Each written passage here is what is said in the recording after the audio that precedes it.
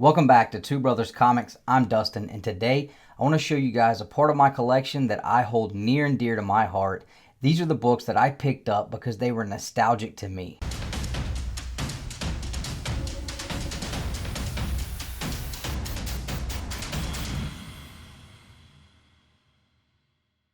Now, we all have those things that when we were growing up that we just loved, things that we just navigated to, that we were just attached to, and it was really hard to let go of those things as we grew older, and sometimes we never did let go of them. Those are things that I have looked for in comic books. Those are some of the things that really brought me into comic books to start with, and then there's some things where I'll be digging through a long box and I have no idea that they made a comic book for this, and I just pull it out and yeah, it's a dollar book, it's beat up, but it just, man, it gets me so excited. And I've got a little stack of books here that are just like that I wanted to show you guys. Now, these books are not going to be your average show-off books. These are not books that are worth a lot of money. These are just things that are important to me because they were an important part of my life at some point or another. So we're going to start off with something you guys already know if you pay any attention to our channel that I'm a huge fan of. And it started with Sega Genesis. That's right, guys, Mortal Kombat. You guys know that I always talk about how much I love Mortal Kombat, only rivaled by one other game, Killer Instinct. And I just recently purchased a Killer Instinct issue number 1. I'm super pumped to get that back, but it hasn't come in yet, or it would be right up here too. But if that doesn't just scream nostalgia, I don't even know what does. I mean, you got the player select screen for the first game. Man, that is awesome. Absolutely one of my favorite books in my collection.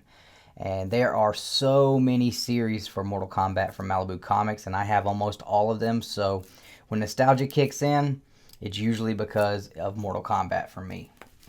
Sticking with a little bit of the video game style books, this was another thing that I remember playing when I was a kid, and I wasn't as into it, but it was still cool enough to pick the books up. So I have Street Fighter issue number 1, also from Malibu Comics. And, you know, it was a 90s book, so they had to have the little gold foil action going on. So, you know, those were just two of the biggest games out at the time. You know, you had Mortal Kombat kids, you had Street Fighter kids. And then sometimes you had kids that were both. I played both. I really liked Killer Instinct more than Street Fighter, but still, really cool. Glad to have those. Now, another thing that really gets me going is movies. I'm a big movie guy. Well, I used to be. I haven't had a lot of time the past few years to watch movies as much, but there are just certain movies out there that just bring out that nostalgia factor. And one for me specifically from my childhood was Jurassic Park. Because if you're a 90s kid and Jurassic Park was something that came out and you were old enough to go and see it and really get into it, I imagine you feel the same way I do, where Jurassic Park is just one of those that is just an all-time. So had to pick the Jurassic Park series up. I've got several different issues, a couple of different series they did with the Raptor series, but nonetheless, Jurassic Park definitely hits the nostalgia factor for me. Sticking with the movies, this is another one that was, again, if you're a 90s baby, this one's a big one for you too. Everybody knows it. We all love it.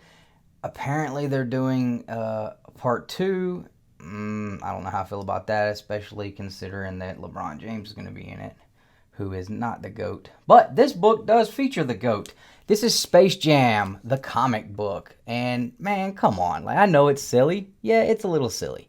But still, the nostalgia factor, you can't beat it. You can't beat it. It's a cheap book.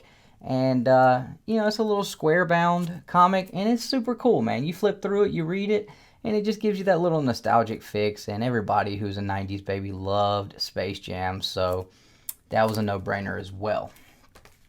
I think I have one or two more from the movies, and we're moving along. I'm trying to get through this quick. Now, this was another one, man. I know everybody probably hasn't seen this, but I cannot tell you guys how many times I have watched Hook, Robin Williams, live-action Peter Pan movie. Man, this movie was so good. If you've never seen the movie Hook, do yourself a humongous favor and go watch it because it is absolutely top-notch. I mean, it definitely brings the kid out of me every time I watch it, and it was a fantastic movie. I absolutely adore that movie.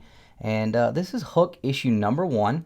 Funny story about this one, and I'll make it quick. I did not know this was a comic book until one of our friends, Greg, the bearded comic bro, told me about it. The next day, I was hunting in a shop with Jason, the Southern Comic Geek, and he pulls this out of a dollar bin after we had just got done talking about it. So it was just fate that I would get my hands on Hook number 1.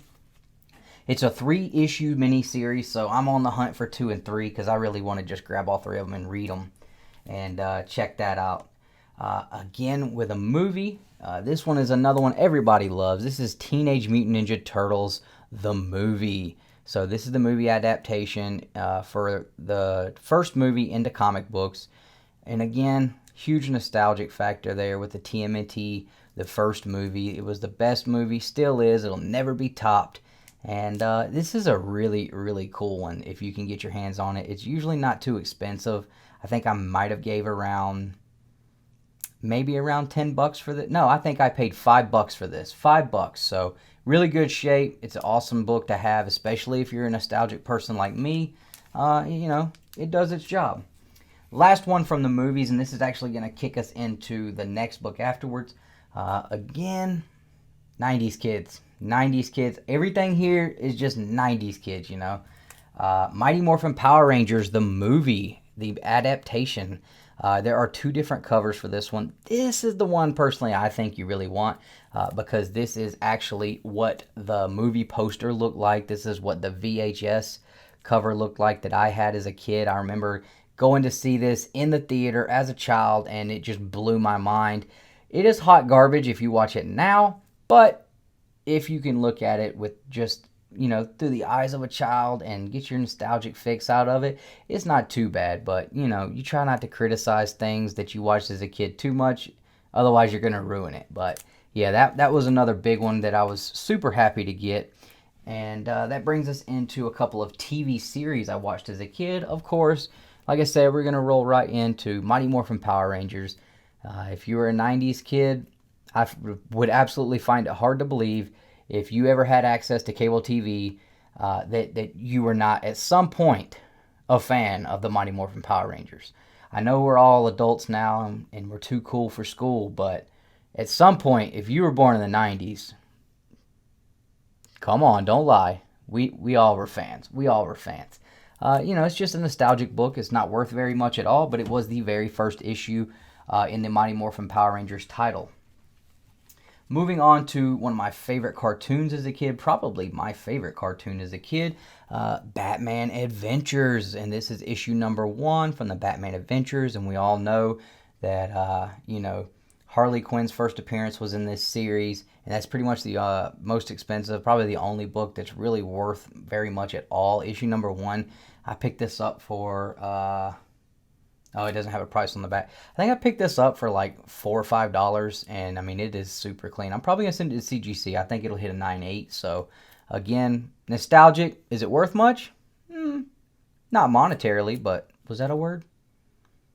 Doesn't have a lot of monetary value, but, you know, just personal value, yeah, definitely hits the spot. Now, there's 2 more things growing up.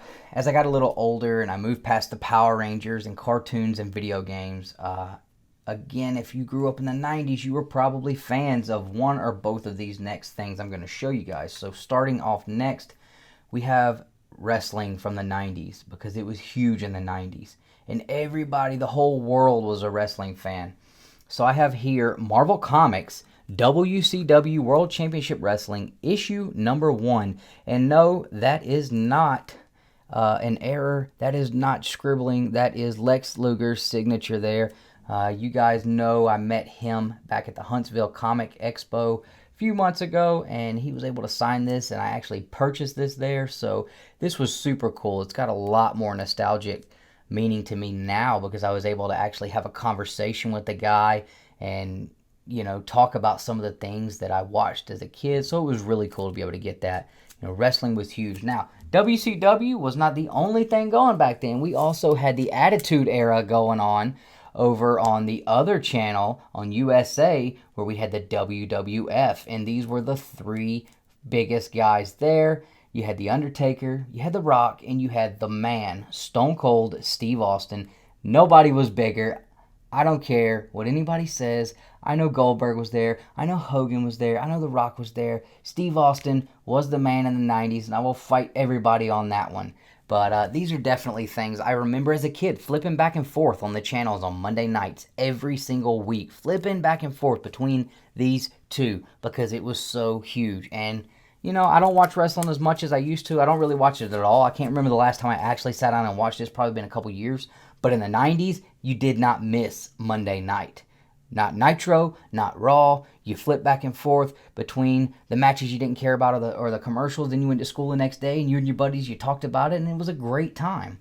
So, yeah, nostalgia, man, it kicks in and I just get to rambling. Now, the last thing here is something that I really got into in my teenage years, and it was something that was probably more important to me than anything. And I know it may be a little hard to believe based on my stature and build now, but basketball.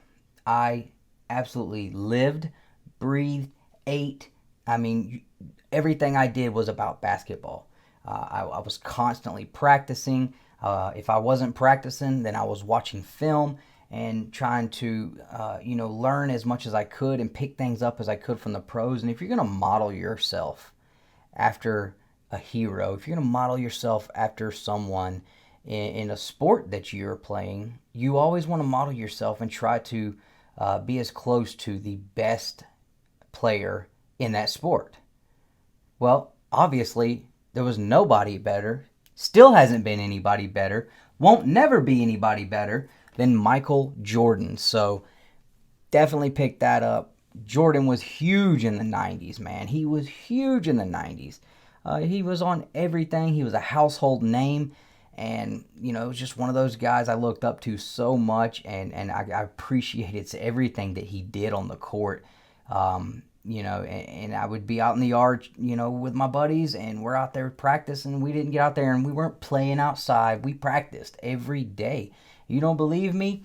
Call my mama and ask her. She ain't gonna lie to you. She ain't never lied for me ever. But yeah, I mean, this was the guy, man. So obviously, had to pick that up. Another huge nostalgic piece that I added to my collection. That is everything in my collection that I have that I picked up based on nostalgic purposes. There's probably some more in there somewhere, but I didn't want to overload you guys, so I just picked out some things that I knew really hit the spot for me. So let me know in the comment, guys, did any of these books kind of, bring that nostalgic feeling back for you? Did you get the little tickle in your tummy that made you kind of feel like a kid again? Or were any of these books that you didn't know were available and it kind of got you excited and made you want to go look for them yourself? If you enjoyed the video, please hit the thumbs up. It helps us out a lot, as well as hitting that subscribe button if you have not already. These things really help us as a channel, and we really appreciate it. Thank you guys for watching so much, and thank you for being the best part of Two Brothers Comics. And as always, collect your way.